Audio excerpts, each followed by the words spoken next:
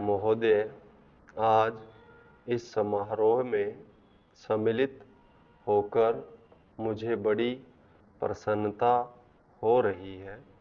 जब से मैं आपके नगर में पहुंचा हूं, आपने जिस प्रेम और उत्साह के साथ मेरा स्वागत किया है, उसके लिए मैं आपको धन्यवाद देता हूँ।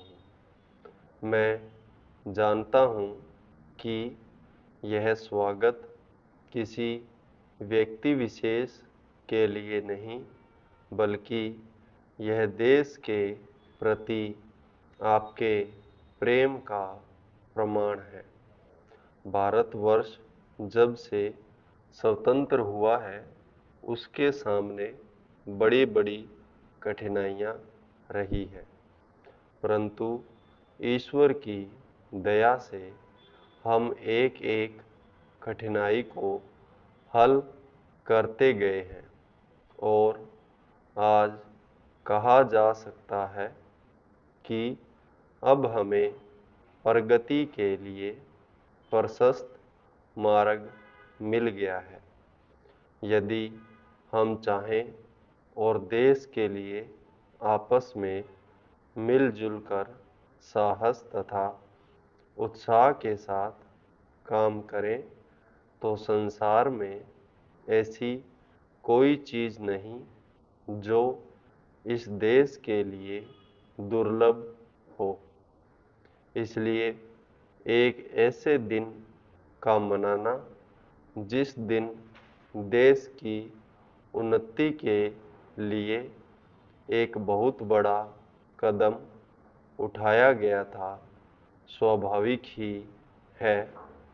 अंग्रेजों के साथ जिस समय स्वराज्य के लिए समझौता हुआ, उस समय उन्होंने और सब चीज़ों के साथ साथ एक काम और किया, जिसका परिणाम कुछ भयंकर हो सकता था। जहाँ एक और अंग्रेजी राज्य सीधे तौर पर चलता था, वहाँ दूसरी ओर देसी नरेशों के अधीन 600 से अधिक रियासतें भी थी। ब्रिटिश सरकार ने जाते समय यह घोषणा कर दी थी कि ये सभी रियासतें अपने को उन सभी शर्तों और बंधनों से मुक्त समझे जो उन्होंने ब्रिटिश सरकार के साथ किए थे, और प्रत्येक का अधिकार है कि वह चाहे तो हिंदुस्तान के साथ अथवा पाकिस्तान के साथ मिल जाए या अपने को स्वतंत्र रखे। एक नीति के रूप में यह बात बिल्कुल ठीक थी, परंतु यदि हमारे देसी नरेशों के हृदय में भी वह देश प्रेम नहीं होता, तो उन्होंने दिखलाया तो संभव था कि एक भारतवर्ष के बदले आज भारतवर्ष के कई टुकड़े हुए होते। यह समस्या देश के एक भाग में अब तक तय नहीं हो पाई है, और वह भाग कश्मीर का है। उसके लिए हम अभी भी चिंतित हैं।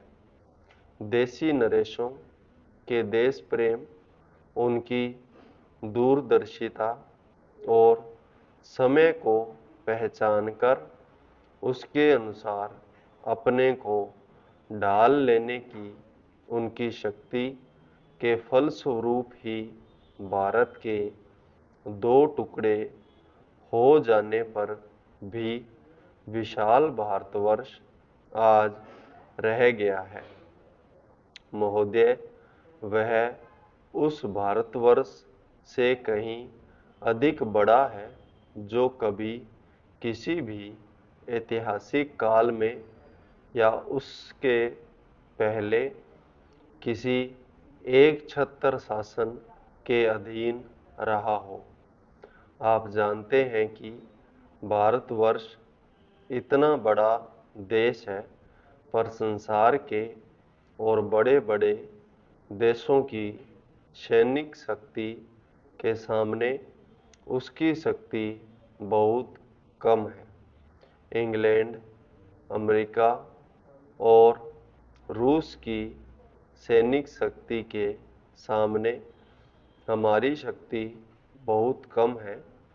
ऐसी स्थिति में हमारे सामने प्रश्न यह है कि क्या हम किसी के सामने झुक जाएं, किसी के साथ मिल जाएं, या अपने को तटस्थ और स्वतंत्र रखें। किसी के साथ मिल जाने का अर्थ यह हो सकता है कि हमें उसके प्रभाव या उसकी शक्ति का लाभ मिले, परंतु उसका परिणाम भयंकर हो सकता है। यदि उन पर कभी संकट आया तो हम पर भी आएगा। यदि हम अलग रहते हैं तो हम अपने पैरों पर खड़े होकर अपनी शक्ति से बहुत कुछ कर सकते हैं। हमारे प्रधानमंत्री ने इसी नीति को अपनाया है, और यद्यपि आरंभ में हमारे अपने देश में ही बहुत से लोगों ने इसको नहीं समझा था, पसंद नहीं किया, परंतु आज हम देख रहे हैं कि उसका परिणाम क्या हो रहा है। हमारे प्रधानमंत्री ने इस बात की घोषणा कर दी कि हम किसी भी दूसरे देश के साथ गठबंधन नहीं चाहते, और हम स्वतंत्र रहकर अपना कामकाज अलग चलाएंगे। हमारे बहुतेरे लोगों ने यह समझा कि यदि हम किसी बलशाली देश से मिले तो और कुछ नहीं तो कम से कम आर्थिक सहायता तो मिलेगी। जो देश यह चाहते थे कि हम उनके साथ मिलें, उन्होंने तो बुरा माना ही।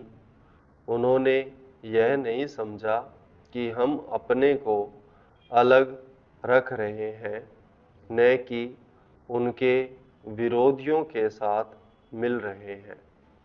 जैसे जैसे समय बीतता गया, धीरे धीरे उन्होंने भी हमारी विदेशी नीति को समझा।